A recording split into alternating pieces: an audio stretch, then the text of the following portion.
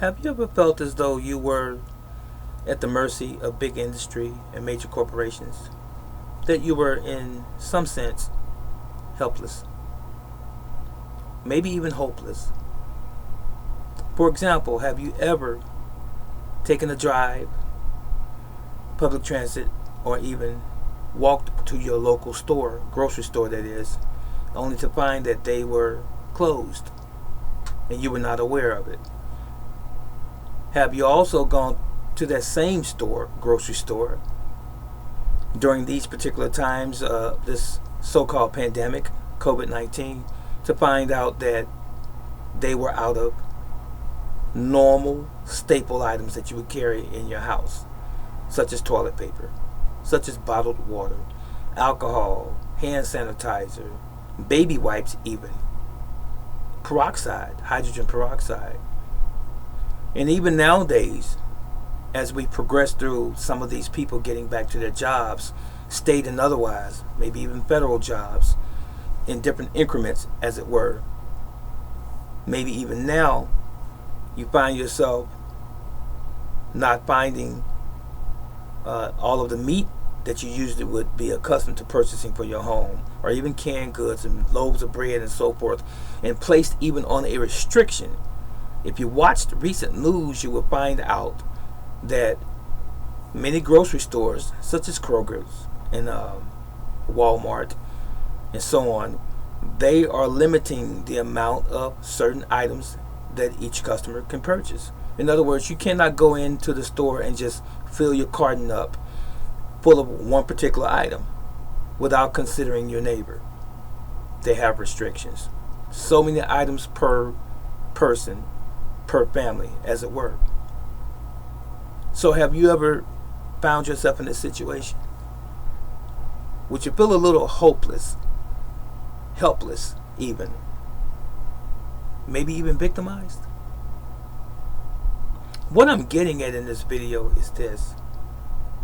We have been made to rely on and to depend on someone else for virtually every aspect, every facet of our lives.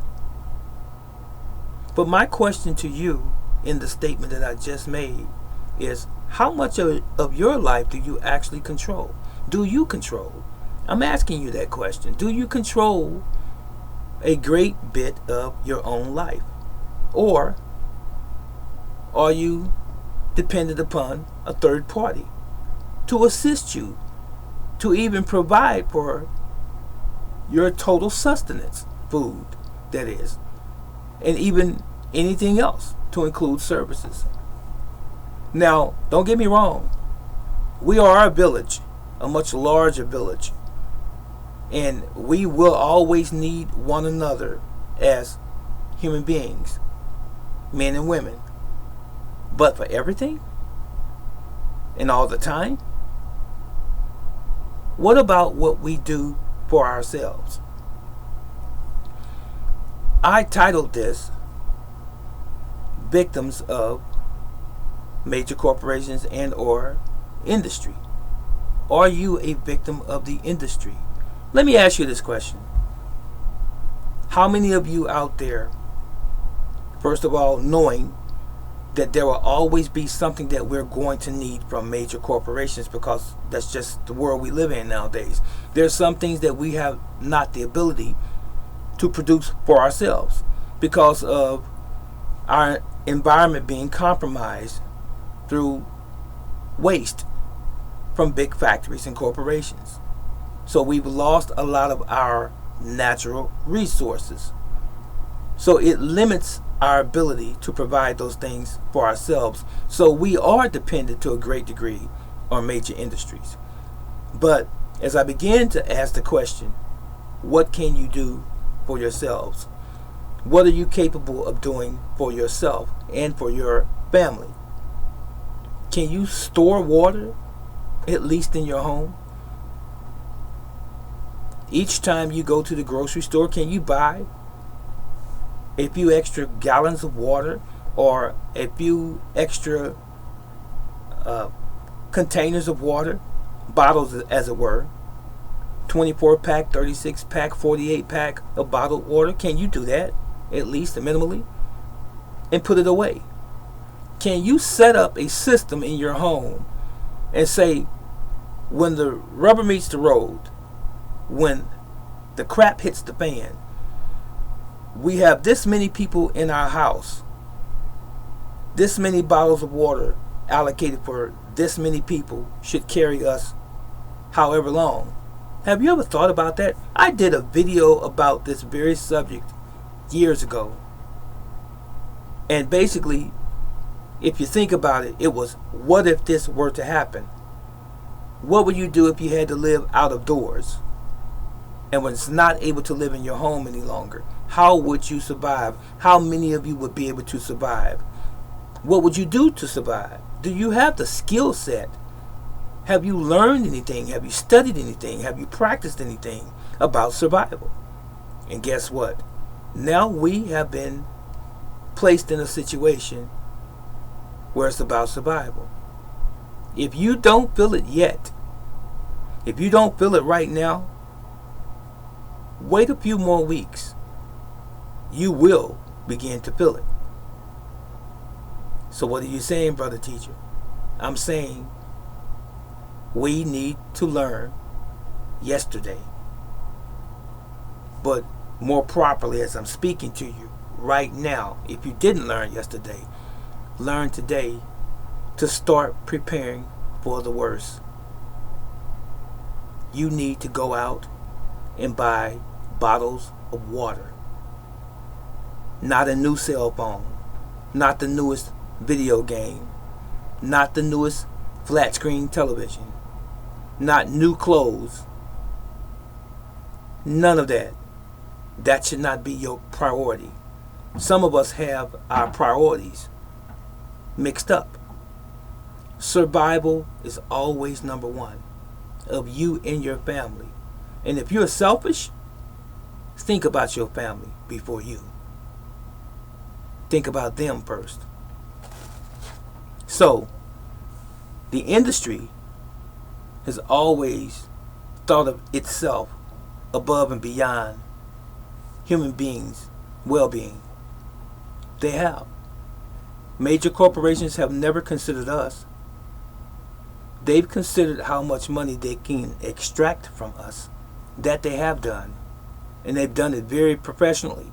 They've done it very artistically. They've done it very quickly. Extracting or extorting even money from the people. Giving little in return. Little of value, I should say.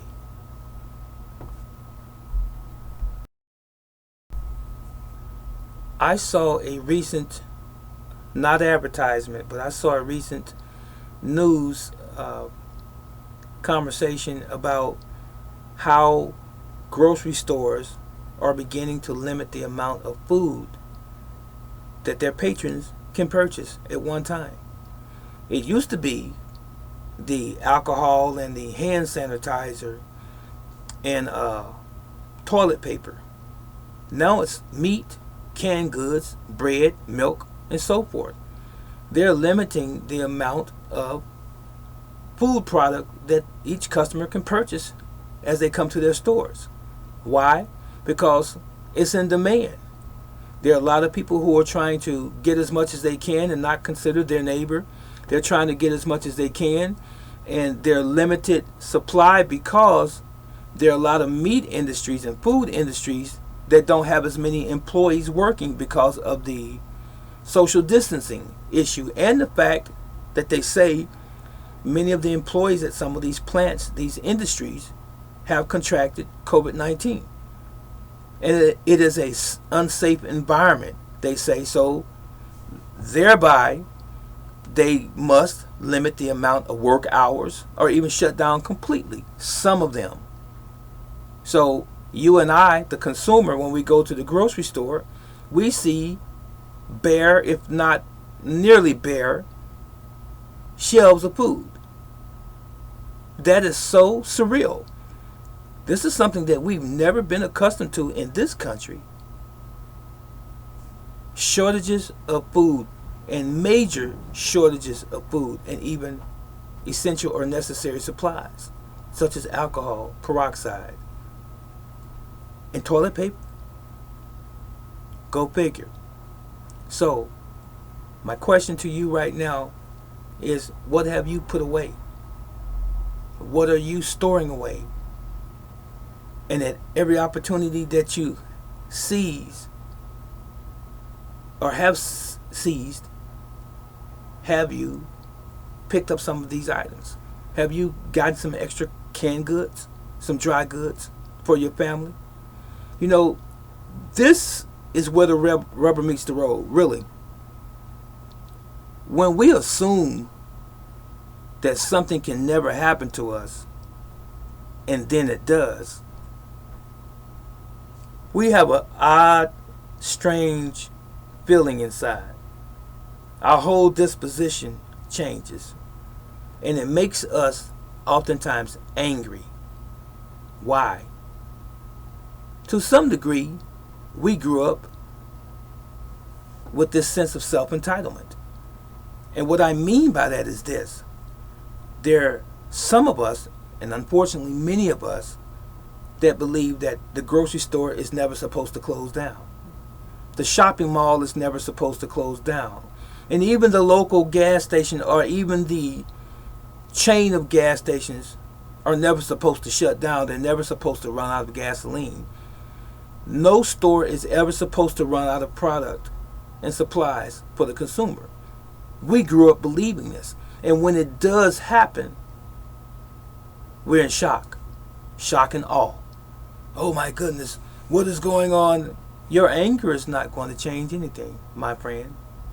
Nothing at all. It is what it is. Many of us never would have imagined that we would be dealing with a so-called pandemic, but we're dealing with it. Man-made or not, we're dealing with it. We're dealing with the ramifications of it. We're dealing with the symptoms of it. We're dealing with the aftermath, even though it's not completely over. This is not over. But my question to you is, what are you doing about it? How are you handling this situation? Or are you just simply cowering somewhere in a room in your chair with the cover over your head as if it doesn't exist? It does. Eventually, you're going to have to get up and you're going to have to do something. Because if you don't take control of your life right now, someone else will, or something will. You may not like what I'm saying. It may not be easy to digest, but it's the truth anyway. So in summation and conclusion, what have I said to you? What I've said to you is this. All along, from your young teenage years up into this present time in your adult life, whoever you are, you should have been preparing. Because the world doesn't change just because you think it should. The world is not going to come and appease you just because you think it's supposed to be a certain way. The world is what it is. It's not what happens to any of us in this life, ladies and gentlemen. It's how we deal with what happens to us in this life. And to walk around with our head in the cloud assuming that this can never happen to me, guess what? It has happened. It is here. And we must deal with it before it deals with us. This is Brother Teacher. If you didn't understand or comprehend what I just told you in the body of this video, play it back, listen and watch it again, and hopefully you will get it.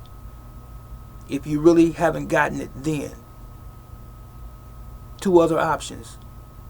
Number one, you can contact me, send me a message, and ask me what I meant by whatever particular problem that you think you don't understand.